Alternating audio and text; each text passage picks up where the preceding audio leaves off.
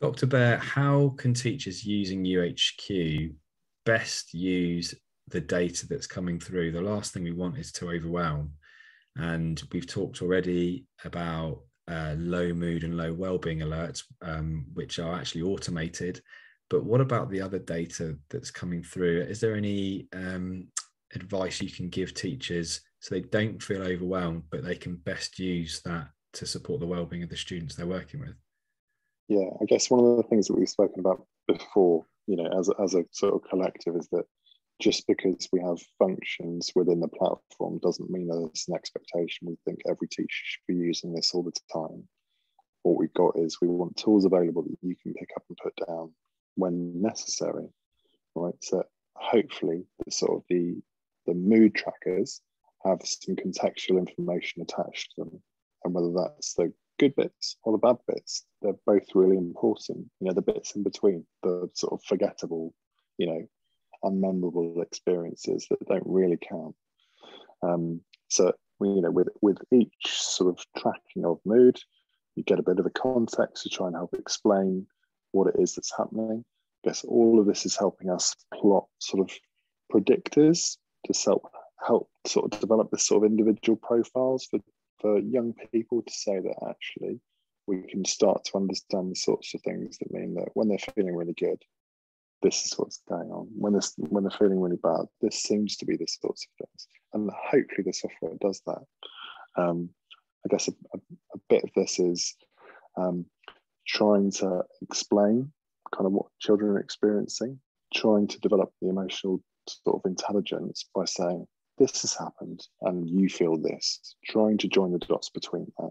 If we can do that kind of increasingly, children are therefore equipped with sort of better skills to understand what they need and what they don't, the sorts of things that help. As you're saying it just sounds so straightforward, but it's not something we're just born with. We have to develop this, and some people don't develop it terribly well. And lots of people don't necessarily out loud or write down or commit to something like youHQ a reason. So often we feel grumpy and we might sit there and go, I feel grumpy because I haven't had enough sleep. But by officially documenting that over time, you're saying, I think, that schools and teachers can then start building kind of mood and wellbeing profiles for students, which they can see as well. And then those patterns can hopefully be used in order to be quite preventative and positive for their overall well-being. I guess it's a tool. It's not an expectation that you should be able to predict how your students are going to feel. That's not your responsibility. This is just here is some more contextual information to help you join the dots, to say, if we're trying to explain why students are feeling a particular way, can we use the information that we've got available? If we can, yes, great. If we can't, we'll keep on trying. And there's no, you can't say, well, if a student drops from a 5 out of 5 mood to a 1 out of 5, obviously that you'd imagine some action should be taken, but you can't say that is worse than a wellbeing score of 20%, dropping from 60 to 20%. Again, it's all has to be put into context. Is that correct? I guess, yeah, there's no, whether we're using what the emoji might feel sort of, almost semantic details, but there are no objective measures. If we're talking emotional health, there's no blood tests we can take to say you are 6 out of 10 distressed. There isn't like a measure. All of this is completely subjective. A 5 for some person, one person will be completely different for another. And the changes would also be very different. And the reasons for those changes will be very different. I guess a bit of this is providing teachers with a bit of information so that they're equipped with almost a reason to ask questions. Oh, I've noticed that you've, your scores seem to have changed. You seem to be, lower, or actually you seem to be doing much better than you are last week. What is it? Do you think it's helping? That sort of information is important, but I guess it depends on the capacity and the responsibility of the individual teacher. This isn't saying you have to do it.